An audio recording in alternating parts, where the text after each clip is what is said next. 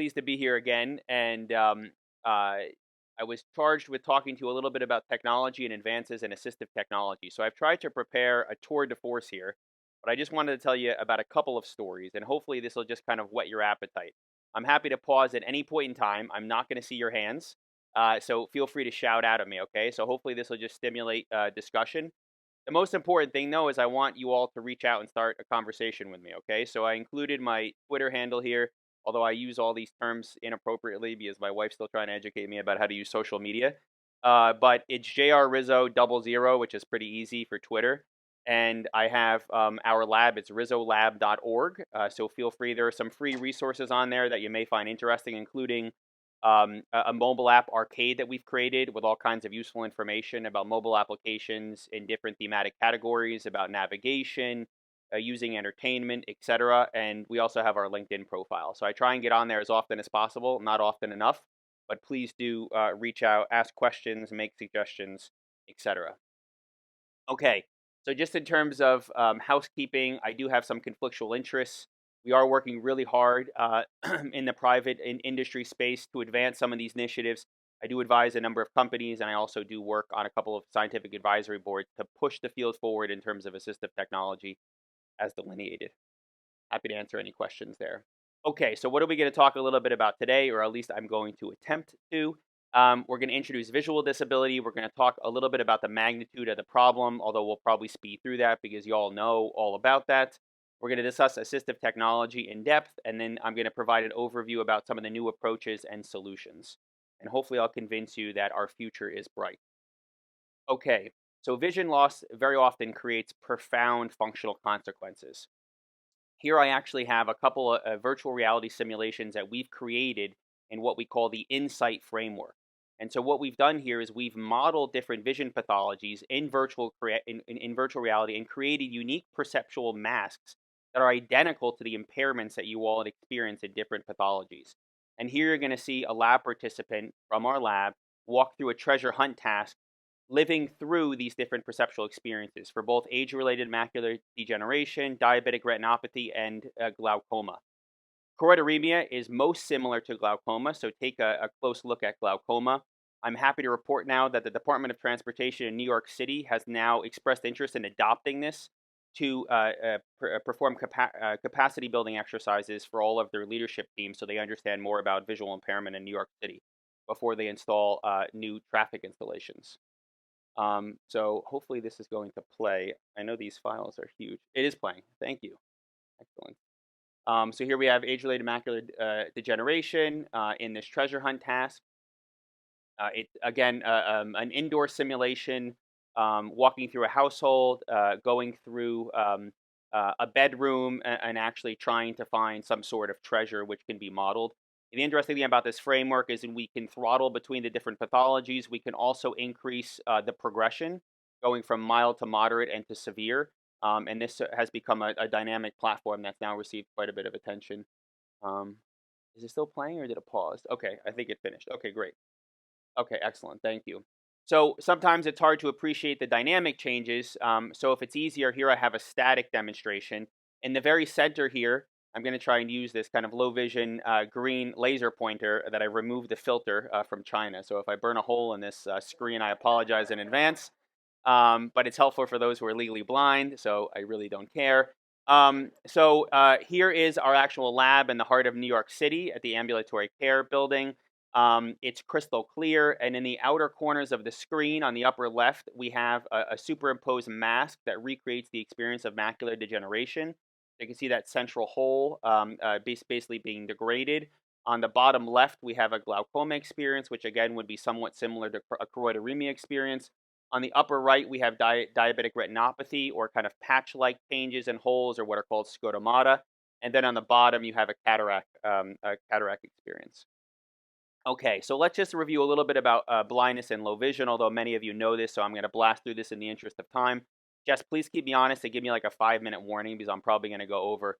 I appreciate that.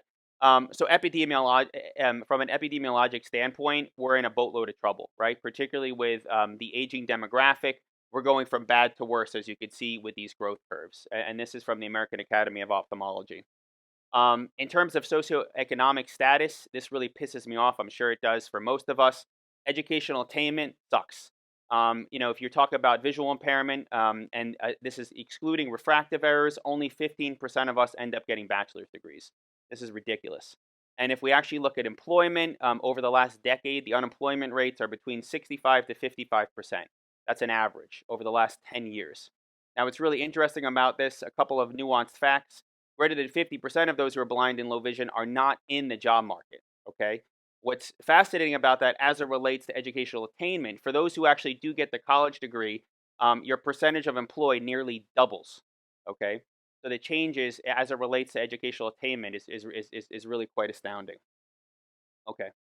So let's go a little bit into functional status, which is where I live as a rehabilitation doctor. I'm not going to belabor this point. This is just a little bit of a taste. But bottom line, we all have experienced lots of mobility incidents, right? If you're visually impaired or you have blindness, we have more and more mobility incidents. And I think everyone in this room can testify to the fact that travel efficiency gets kicked out the door. And we have all kinds of problems, right? Including safety issues. Now, all of this is modified by things like environmental conditions, reduced illumination, for example, person factors, how much residual vision do we have, or behavioral modifiers such as our scanning ability, which is something you may be trained through in vision rehabilitation. I can take questions on that. But the bottom line is we have a lot of mobility problems, right? And that leads to health implications. So what we like to say in terms of the health implications is you fall into this downward comorbidity spiral. So if you actually look at the data, unfortunately, our stroke risk is 2 times higher. Our diabetic risk is 2 times higher. Our fall risk, depending on the type of visual impairment we have, can be between 2 to 4 times higher. If you have depth perception issues, your fall risk goes up 4 times. That's a fourfold increase. Huge, right? Hip fracture, 4 times higher for those with visual impairment. This is all in the National Library of Medicine. These are big problems, right? And if you actually go into the developing world in low and middle income countries, your life expectancy gets truncated by 15 to 20 years in a lot of African countries. This is all fact and it's published. Very sad. Okay. So one of the biggest problems that I touched on before is when we look in the mobility space, what are the solutions we're using? Why do we have some of these problems? Now, currently, as most of us in this room can see, we're using white canes and guide dogs, right? Now, if I juxtapose that with what's happening in the physical impairment space, which you can see on the right-hand side, we have a potpourri of offerings, right? As a rehabilitation doctor, we are the kings and queens of aluminum, they often say, right? We're giving all kinds of things like powered prostheses, and I love it. It's amazing. If someone comes back from war and they have limb loss, we can give them a robotic leg. That's $50,000. Yet people who are visually impaired are being giving tent poles. Now, I'm okay with tent poles, but we need better solutions, okay? This is the bottom line. We need to push and advocate and do better, okay? This is a call to action. I'm not trying to be derisive. I'm just trying to say we need to empower ourselves to do better, okay? So for those who don't know about assistive technology, I just wanted to give a couple of definitions. So assistive technology, by definition, products, equipment, and systems that can enhance learning, working, and daily living, mostly for persons with disabilities. Now, the biggest problem in terms of the urgent call to action is, according to the World Health Organization, globally, right now, greater than 1 billion people need one or more assistive products. And with the aging world population, it's estimated that we're going to need 2 billion and are going to, by 2030. Today, only 1 in 10 have access to assistive technology. So this is a big problem, okay? There are huge disparities in this space, and we really need to fix it. So how do we actually frame, I told you I'm big on frameworks. How do we frame assistive technology? Well, simply put, you can think about it in terms of low tech, mid tech, and high tech. And if you walk through some of these tables outside, I'm going to give you a little bit of a primer in terms of how we can frame the different offerings. But on the low tech side, you can think of this as simple tools, low maintenance, really limited electronics, if any electronics. In the mid tech range, you can think of this including some maintenance, maybe a little bit of training, and perhaps a little bit more electronics, like replacing a battery, right? And on the high-tech side, you can think of things like complex electronics, more training, more maintenance. So what are some examples of these offerings? Well, as you probably saw outside on the tables, there are things like typoscopes or a cane. These are low-tech products. They're very simple. They're manual devices. On the medium-tech side, we have things like audiobooks or digital liquid level indicators. That's on 1 or 2 of the tables outside. And then on the high-tech side, you've probably heard, we have all kinds of things like cane-based technology, vision enhancement technologies through both AR and VR, augmented reality and virtual reality, and the world of wearables, or what I like to call is sensory orthotics. Okay, so we're going to talk a little bit more about that. Well, I've been told a long time ago at a low vision service center, JR, well, the cane ain't broken, so why fix it, right?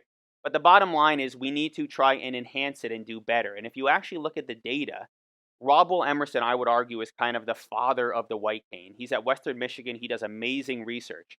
And here is quotes from his article. Most cane users do not adhere to the classic description of proper cane use. So what does that mean? Our technology right now is currently limited. And then when we actually use it, unfortunately, it's hard to use, so we don't have to often use it correctly, right? So the bottom line is we're constantly jeopardizing our safety. So we need better tools. That's the bottom line. So what are we doing? Well, all is not lost. We're living right now in the fourth industrial revolution. I'm not going to have the time to go into all of this, but there are over 200 manufacturers that are trying to put driverless cars on the road. They're sensing technology everywhere, and it's amazing. And if you actually look at it right now, the automotive industry and governments are actually mandating that you put these systems in cars now. You can't even buy cars without them. So what does this mean? They often refer to these as advanced driver assist systems, or ADASs. I'm not going to get into specifics. But most of the cars you probably have these days have them. They include things like blind spot warning, lane departure warnings, collision warnings, right? And I intentionally included old data here, but if you actually look at how well these systems work, they massively cut down on collisions. They're really good, and the technology has now been commoditized, so they're getting really cheap. So about 10 years ago in our lab, we said, well, if we could do this for cars, why can't we do it for pedestrians? If we have advanced driver systems, why can't we have advanced pedestrian assist systems, or APASs? So we worked really hard and we started to say, how would it apply for slips, trips, and falls? And we started working towards what we call Vision to the Fourth, which is a visually impaired smart service system for spatial intelligence and onboard navigation. Say that 10 times fast. Really, it's to just try and get federal money, which you have to spell these things out for them, right? It's like hooked on phonics. But the bottom line is we have these really cool instrumented backpacks that have sensor systems that are directly integrated to the straps. So it's very similar to the backpack you would wear. It's inconspicuous. People aren't going to notice that you're wearing any type of device with a camera sticking off the globe of your head, weird things sticking out of your ears, something sticking out of your nose. You're wearing a very discreet book bag, okay? We want this to be low profile and seamless. And so as you can see here, we have a couple of really cool stereoscopic camera systems that I'll walk you through a little bit later that are integrated into this book bag form factor. We have a really cool, powerful computer that's put into the knapsack itself. And then we have two different human-machine interfaces. What does that mean? Fancy science terms for how do we give you feedback, okay? We have a binaural bone conduction headset, which is basically giving you audio information. And then we have these really cool haptic interfaces. Again, science jargon for giving you vibratory alerts. So we could basically do hazard mapping, okay? So what does this actually look like? So here's a breakout diagram where you can actually see an avatar on the left, and you can see some of our different components as it relates to the input for the system, or how you could think of us creating synthetic eyes for this kind of robotic device, and then the output on the bottom. So on the top, you can see we use these really powerful stereoscopic cameras that are very, very small. We have these really cool, powerful GNSS receivers that are much better than what you'd find in cell phones. And then we use microphones for audioscaping. These we can actually interpret the environment through sound waves. And then what we do is we have them hooked up to these really powerful small computers that are made by NVIDIA, which empower a lot of the gaming computers you can actually find these days. And then in terms of feedback, we have them hooked up again to that headset, which is often made by Aftershocks. And I can show you guys this afterwards. You guys come up to me and I'll show you a bone conduction headset. And then we also have these haptic interfaces that we've created. So we've taken the waist straps from a hiking book bag that you typically use to redistribute the payload of a heavy load for your knapsack, and we've put these vibrating elements with smart cabling. We've put them right into those same straps. By the way, I'm happy to take any questions along the way. I know I'm blasting through this, but I wanted to give you a couple of stories about how this works and actually show you what we're doing with these devices. Okay. So I have this kind of cool system. JR is really loud. He's boisterous. That's interesting. But what the hell are we doing with these systems? And how would we actually create a smart service system, right? So what I tried to do is I tried to tell you and put together this little tour de force about how you would want to build a comprehensive mobility platform. So there are a few steps, and I'm going to try and briefly talk about each of them. Although I'm not going to have enough time, so I'll just blast through it and just give you a flavor for each of one. The first one is What are we doing to study the environment? Oftentimes, everyone just wants to intervene, but they don't understand the fundamental problem. And I'm going to tell you how we're trying to address that. Secondarily, we're going to actually talk about mapping the environment. Maps suck. If you actually look at maps provided by this actual hotel right now, they're incredibly lackluster, and I'm going to tell you how we can improve them. Third, we're going to talk about how we can improve reconstructions, okay? Next, I'm going to talk about how we can actually process and send data so we can make our wearables more powerful and bring all kinds of new opportunities to these devices. Then we're going to talk a little bit about interpreting the environment to bring advanced features to these systems. And then lastly, we're going to talk about how we can actually navigate through the environment and how we're building trip planning services that are much better than Google. Emphasize, much better than Google. Okay, study the environment. First step, okay? So when we study the environment in terms of understanding the problem, there are all kinds of problems in the environment. I'm sure many of us in the room have tripped on all kinds of things, like stupid public benches and dumb areas, right? Problem. Or uneven curbs, problem, right? So I'm going to tell you a little bit about what we do for street furniture, construction, and generic hazards in New York City. So what we've tried to do, and here you can actually see live footage from our wearable systems with 360-degree camera footage. On the left-hand side, you can actually see the original footage from these 360 cameras in terms of the front 180 and the rear 180. On the bottom, you can see a similar view as they're navigating through scaffolding, which unfortunately is literally every other block in New York City often. And then on the upper right-hand side, you can actually see a de-warped panoramic view from our cameras. We can get incredible spatial details from these small camera systems built into these book bags. But the bottom line is what we're trying to do is understand a natural history of blind and low vision urban travel. Okay? What we've tried to focus on most during this urban travel is actually commuting, because commuting really sucks. And in our conversations, commuting oftentimes for someone who's significantly visually impaired often takes 2 times as much time or 3 times as much time, which is really unfortunate. So what we've been trying to do is to characterize from these videotapes the number and diversity of obstacles that impede efficient navigation. So what does that actually mean? Well, we've created an inventory of objects that vary in their size, nature, so for example, stationary or dynamic, and their predictability. We're doing other things as well, but that gives you a flavor. So here are a couple of examples. You see 2 stationary objects I have visualized here. Figure A, I have a signal post that's in the middle, unfortunately, of your zebra stripes. And on the bottom, I have a trash can. I think both people would actually label these as stationary, but with the signal post, most people would agree it's immovable, right? So it's more predictable. Unfortunately, with the trash can, while most people would think it's a stationary object, the trash collectors never put it in the right freaking spot after they throw the trash in the trash cuck, right? So most people would say it's movable. So given that change in the predictability index, we can then figure out how it's going to tax your cognitive load and how we can give you nudges through the cognitive assistant that we're building into the wearable, okay? That gives you hopefully a little flavor for what we're doing. Now, I've actually worked with a visually impaired student on some of this work, but what we decided to do is actually to create a framework for different high-level, high-risk obstacles, and we've basically classified them based on height. So he affectionately called ground-level obstacles trippers, short obstacles stumblers, medium obstacles bumpers, and tall obstacles slammers. And I'm just going to give you a little bit of a walkthrough of what we're doing as we classify these obstacles, which I'm sure you can all agree to are a pain in the ass. Okay, ground level obstacles. So these include all different things like uneven potholes, right? Or expansion joints in between uneven sidewalks that are all busted up. I trip on at least 10 of those every time I take a walk in New York City, right? These are problems that we're focusing on. We also have curbs that are part of this, and uneven curbs or curbs that are damaged, unfortunately, in New York City. And again, I know I'm going real quick, but feel free to ask questions.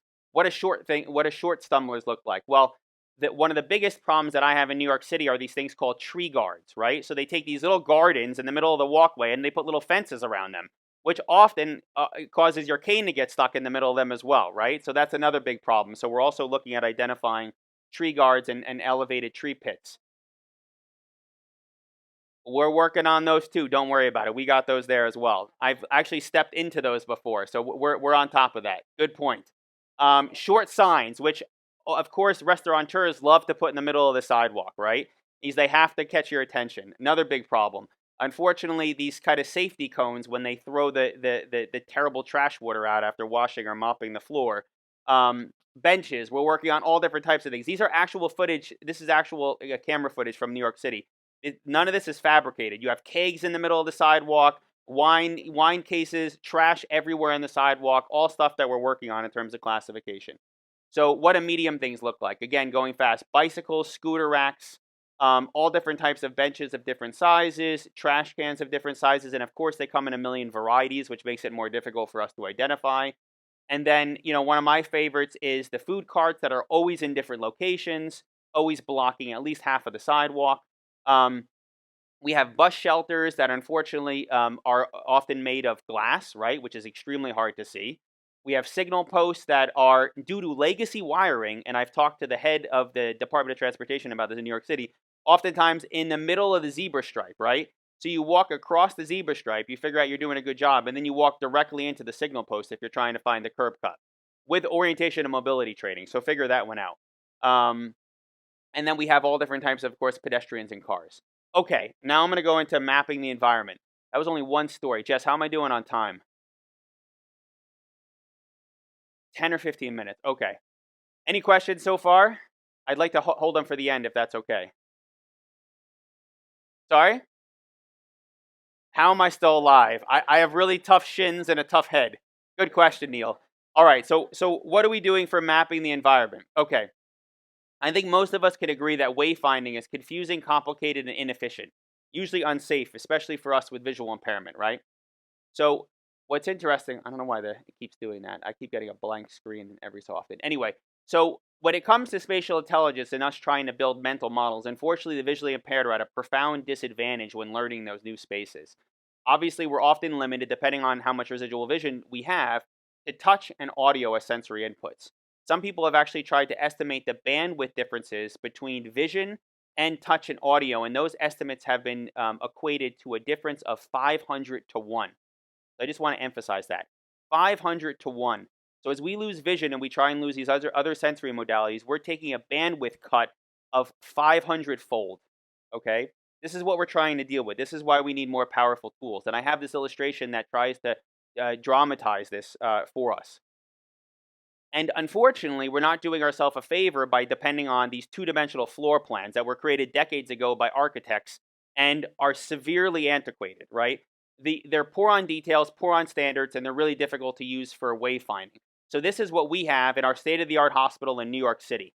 It sucks, right? I mean, you could basically, it's incredibly difficult to try and figure out where you are on this floor plan. And this is what they use for everything in our hospital system.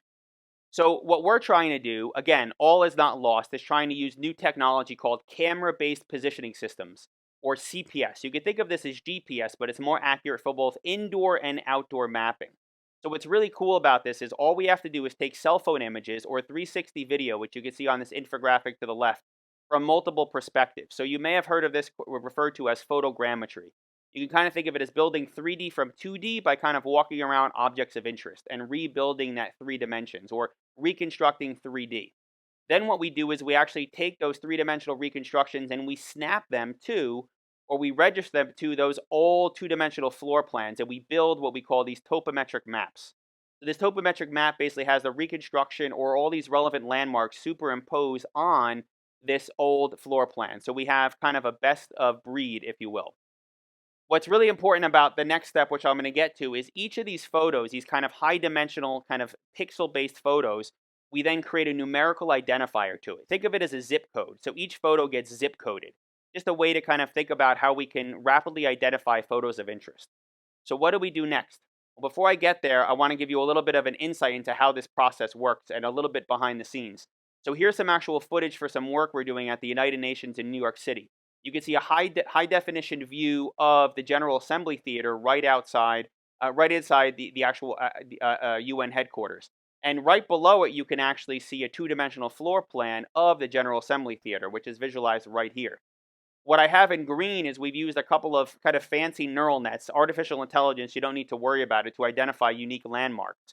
What I then do in a manual registration process is I sync up those unique landmarks with their corresponding location on the floor plan. Now what's neat about this, I only have to do this a few times. Once I start to get the local fit, eventually my whole reconstruction just snaps to it, like I'm figuring out kind of the sculpture, the plaster cast of that area, and then I get this kind of magical registration between the two 3D and 2D. So you can see here I have my list of actual relevant photos that I took in that relevant space. And on the right-hand side, you can see all the coordinates and the correspondence between the three-dimensional view and the two-dimensional view. This is really the magic behind the process. So then how does this all come together? So I have these kind of funky topometric maps with the reconstructions. I have my zip codes. So what you then do is, as you were to go into this relevant space as an end user, you take out your cell phone and you snap a photo. We call this a query image, right? Then what we do is we use the same process. We zip code it. We figure out where you are, and we compare that zip code with the same numerical process to the zip codes we have in our database. Once we get a closest match, we know basically exactly where you are to within, and here's the key, 1 to 2 feet, which is about a threefold improvement over existing indoor localization techniques. Almost every single one on the market right now. And then once we have you localized, what's even cooler is you could say, I want to go to Dr. Rizzo's office. And we associate that office with another photo with a zip code. And we can use a path planner algorithm to figure out how to get you there. And we give you audio instructions. What's even cooler is you can keep your cell phone in a lanyard, and we can periodically take photos, and we can monitor your journey and give you feedback every step of the way. So here's what this would look like. So this is actually from our hospital, which we've already mapped and we're collecting data on. And you can actually see an end user going from our conference room, kind of on the northwest of the building, to my actual office. So you can see 3 steps in this journey in 3 different photos.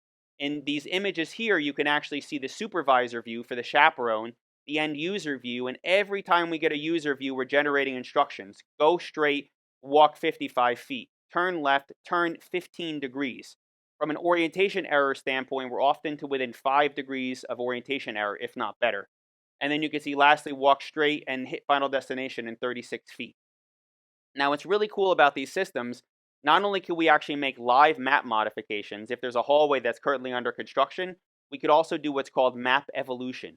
So every time you take a query image, as you know, your floor plans change, right? Things happen. So once we map these spaces, one of the biggest problems in terms of accessibility is they don't continue to live with you, right? So then you have to redo the entire process. What's cool about this pipeline is once we take those query images, if we notice discrepancies between the query image and the mapping database, the map evolves and it continues to change. And there's constant evolution with these query images.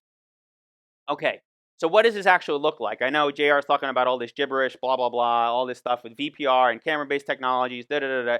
So hopefully this is going to give you kind of a 10,000-foot view of what it's looking like. So here you can actually see images of me walking around the United Nations from my camera on the bottom right.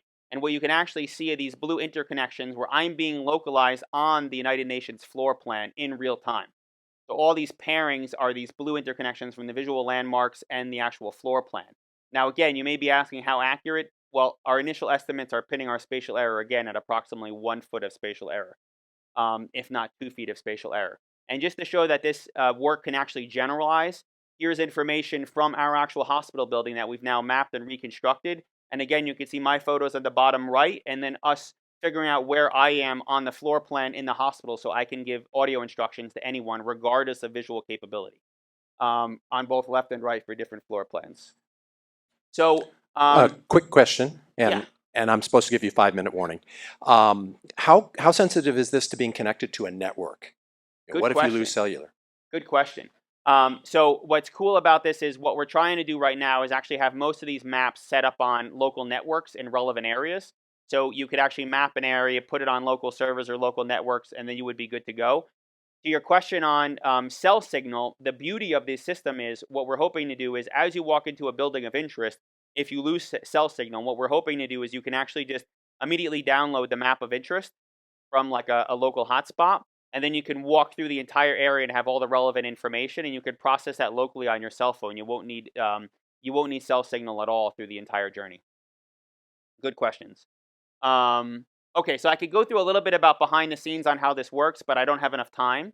So I'm going to skip it. I'm just going to tell you that we're doing this work at the United Nations and some other buildings in New York City. We actually have an NIH-funded project now to launch this at a low vision and blindness college in Thailand, which sounds really interesting, but it's been a lot of fun, and they've really adopted this, and I'm happy to talk more about that project. So now I'm going to give you a couple of flavors for some of the other things we're working on. I have 5 minutes left. I'm never going to get through all of this. So what I'm going to potentially do is just give you a couple of introductions and get to kind of the hopefully the big blockbuster results. So we've undertaken some ambitious projects with the MTA to three-dimensionally reconstruct subways. As you know, middle mile navigation, or what's referred to in subways, is extremely difficult, right? Usually it's visual media in terms of helping you navigate from one point of the subway to another, which really sucks. So we've been working with the MTA to pull, these are actually floor plans from the MTA itself, and use different techniques to three-dimensionally map the MTA itself.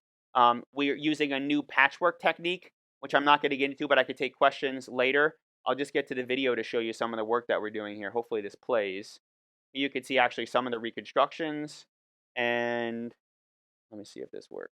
So here's an actual video. On the upper left-hand side, you can actually see raw RGB camera footage of the MTA at the 59th Street station. On the bottom left, you could see a depthscape of that same information. And then on the right, you can actually see what's called kind of a mesh view, or the surface topography, where kind of this reconstruction is now coming to life in the MTA. So this is going to be super helpful as we create new accessibility pipelines within the MTA moving forward. Okay, I know that was super fast. I'm going to move forward into stuff we're doing with processing and sending the data.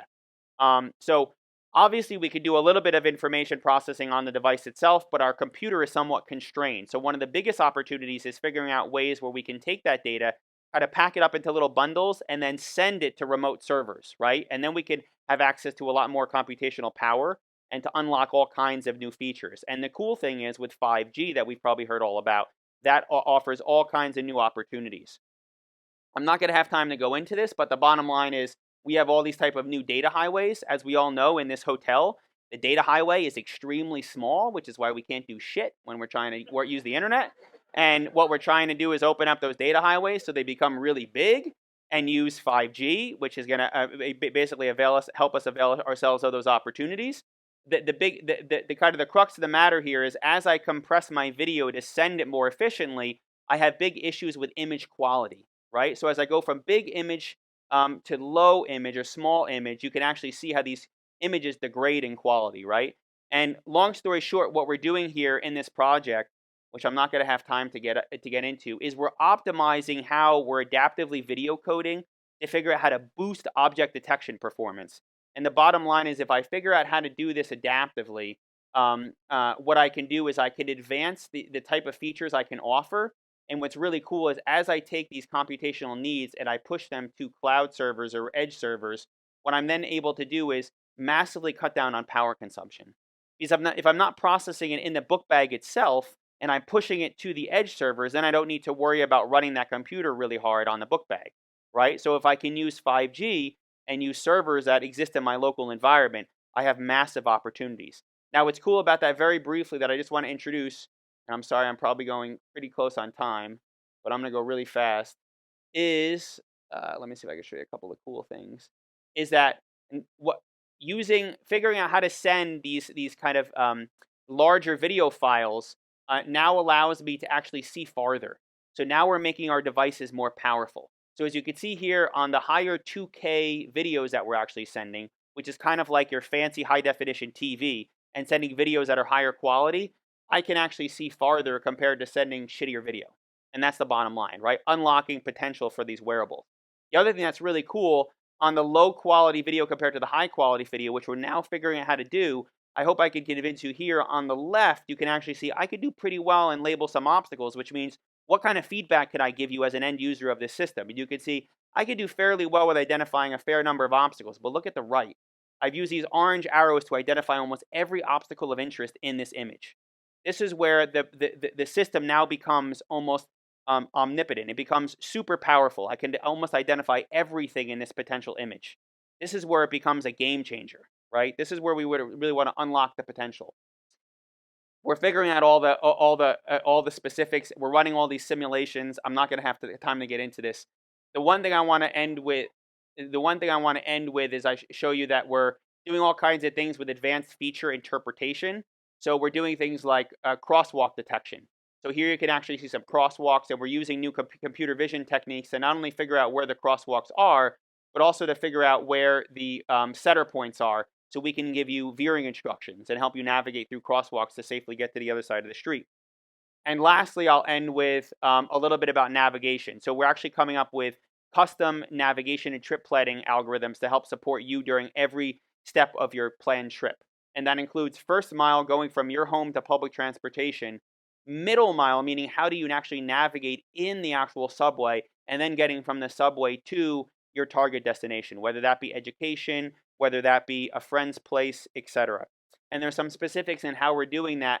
A lot of it has to do with computer vision. I'm happy to talk about some of this work. I'll show you a little bit about this coming to life with some cool computer vision work about how we're actually pulling out um, uh, MTA signs and giving you auditory feedback when you're in the MTA system. There's no current offerings that do this right now.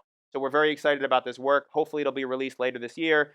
And I'll end with a couple of conclusions. Hopefully, which is like am I over? I'm sorry. Okay. Um, Let me end with a couple of thoughts. Number one, I think it's really important, and as you saw before, we're trying to study both the ecology and the ethology, understanding how different organisms, or in this situation, of course, humans interact with their physical environment, and to actually categorize their behavior. I think this is really critical for different patient populations, and really allows us to glean valuable insights for different conditions. So the takeaway here is characterize before we intervene, and support this type of work. It's really important. Next, AI-based different techniques like VPR and CPS that I just talked about in terms of what we're doing for mapping and localization in the next 5 to 10 years are going to be everywhere. Google's already starting to do work in this space, and it's really important that we pay attention to these trends and leverage these deep learning techniques. Lastly, what I talked a little bit about, sending and processing the data, mobile edge computing and offloading some of those computational needs are going to really empower the next generation of augmentative assistive technologies, or what I like to consider sensory orthotics. It's really critical, and it's important that we can continue to imbibe this information. Lastly, tech is everywhere. Embrace it, advocate for it, adopt it, and don't be afraid to reach out and ask questions, or please give me suggestions. I have to thank many, many people for all this work. I work with like 8 engineering teams. They're incredible, and I have to thank the Corderia Research Foundation. Really happy to take questions. Thanks so much for your attention.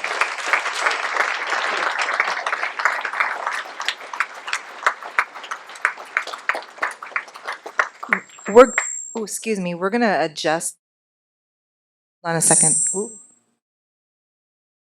We're going to adjust this morning's schedule so that we're going to give JR and Dr. Gam the whole morning until lunch. And we'll take the international, right thing. We'll put the international piece tomorrow, and we'll make it that way. So we're going to give JR time to answer some questions. And then, of course, Jess can take it over and introduce Dr. Gam. So we will be ending at 11:30. And Jess, I'll turn it over to you.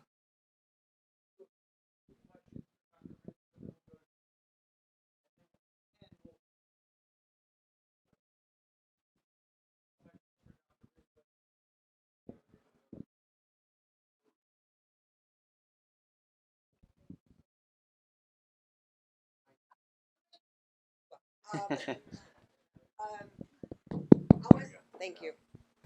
Thank you. So thank you so much for everything. And I just was wondering, how can we train in preparation? So, for instance, for kids who doesn't have impairment, yeah, for kids who doesn't see or are affected by the impairment, but to try to already train to this technology, Yeah. what would be your advice? Yeah, it's a phenomenal question. So actually, one of the things we're doing, and one of the hopes with that virtual reality simulation work that I showed you in the beginning, is what we're actually going to do is we're going to be able to give you the visual impairment you have, and then potentially advance it faster than your current progression. So the idea would be, can we actually take your condition and then throttle it forward, accelerate it, and then get you really adept at using these technologies? We think this will really offer you all types of new advantages, so you then are safer in the actual environment.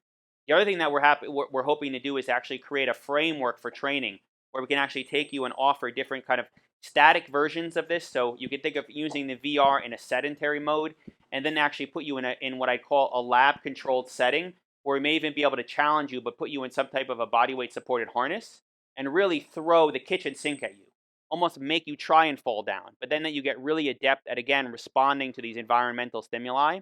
And then nextly, we're going to be able to go into the actual wild, as my engineering colleagues love to say, into the wild, meaning in New York City, which oftentimes is wild, and then actually throw a lot of additional things at you. We potentially challenge you, right? I mean, New York City is incredibly overwhelming. A lot of urban environments are. You're oftentimes walking, listening to something through your ear. Maybe you're getting a telephone call, someone's honking the horn, someone's yelling at you, a bicycle driver is trying to cut in front of you, right? There are all these different things. So how do we tax your cognitive reserve and then see that you're resilient, right?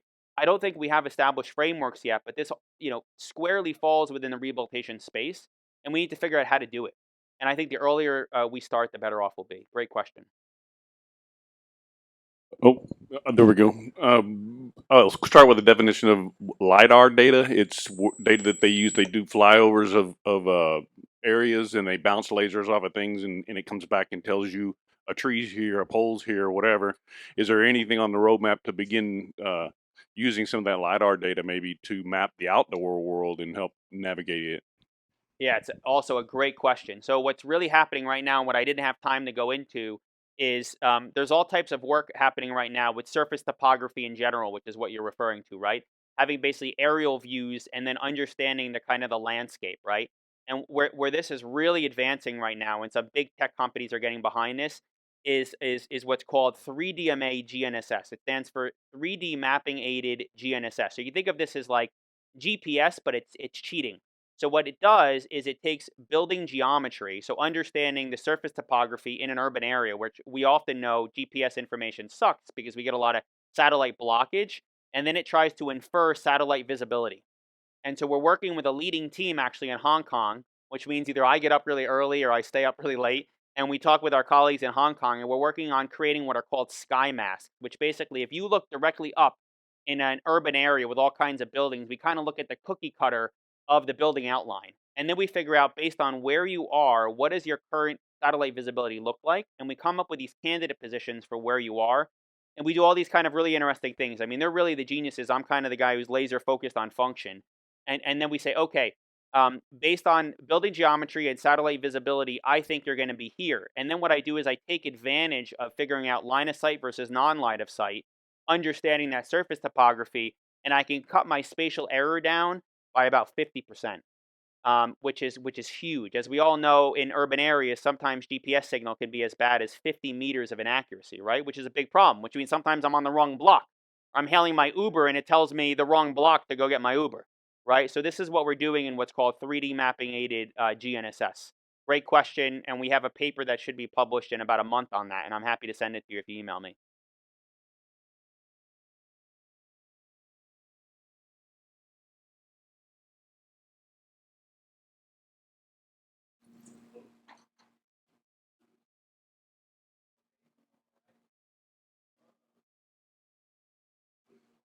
Of the mapping of the subway system sounds great, but what about at rush hour when there's one or two people in the New York City subway system? You mean 3 or 4, right? Well, it Yeah, depends good. on which station you're in. Yeah, good question. It's obviously very difficult. I mean, you have incredibly crowded subway stations, but the first step for us, obviously, is to make sure that you can have the right spatial cognition or the information in those environments. And how do we actually give you the right route information, right? How do we help give you the trip information you need? So you're not spending. I have a friend who's visually impaired and he commutes to work and he uses almost the same route, but oftentimes instead of if he's with a friend or a colleague, it takes him about 40 minutes. If he's not, it takes him about an hour and 20 minutes. How do we cut that trip down for him, right? Then that next level, the next step is then how do we come up with better opportunities to figure out how to do obstacle avoidance? How do you kind of work yourself around those actual potential pedestrians? It's a great question. We're also doing work on that in those areas as well. Some of it has to do with obstacle identification, focusing on pedestrians. The other new front in that space is actually what's called traversable spaces. So how do I not worry as much about every obstacle in the environment, which is almost like boiling the ocean, but only focus on the clear areas in my space, if that makes sense. When you're outside of an urban area, Yes. what if I had this thing and was trying to go for a walk in the woods or something? Yeah, that's a great question. So what we're actually trying to do right now is we're trying to use Google Maps to create a rough two-dimensional layout and then to figure out if we can get enough information with these reconstruction pipelines to still do the registration processes that we're using. I'm happy to report that while we haven't done wooded areas, like in state forest, what we have done is we've started to map gardens. And in this project in Thailand, I think pretty soon will be the biggest project in terms of most total square footage mapped from an acreage standpoint. We've actually mapped the biggest public gardens at the largest university in Thailand, and it's starting to work, meaning we can do outdoor localizations, we can pull the information from Google, and then we can register these reconstructions to that. So that means I can actually create an accessible experience for you both in outdoor environments and indoor environments. And here's the key, you can transition between those environments seamlessly. So you don't need to worry about using a GPS technology and then going to a Bluetooth technology inside, which means you need to sideline yourself for a certain period of time while you switch applications, right? Good question.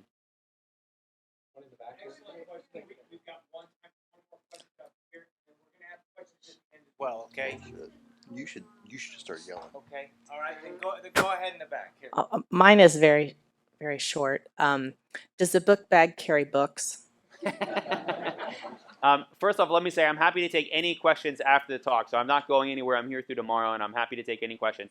And to your question, yes, we're actually going to create unique compartments in the book bag where kind of all the components are tethered and kind of compartmentalized, and there will be an area for books or groceries.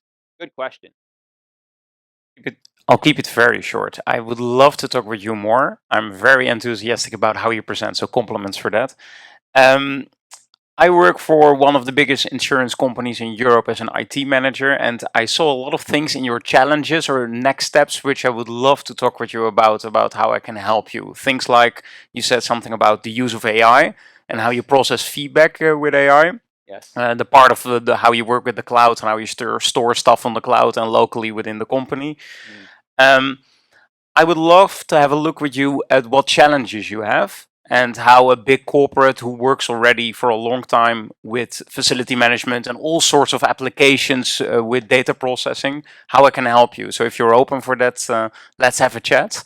And I would even like to go that far that if we can have a look if you could implement this at our company, what you have been doing for the projects you've shown, if you're open for that. Yeah, certainly open. Thank you for your kind words. And, it's really funny that you mentioned the insurance industry. I've actually been invited to talk at Insurance Sandbox in the past because they see this as a big opportunity for risk mitigation.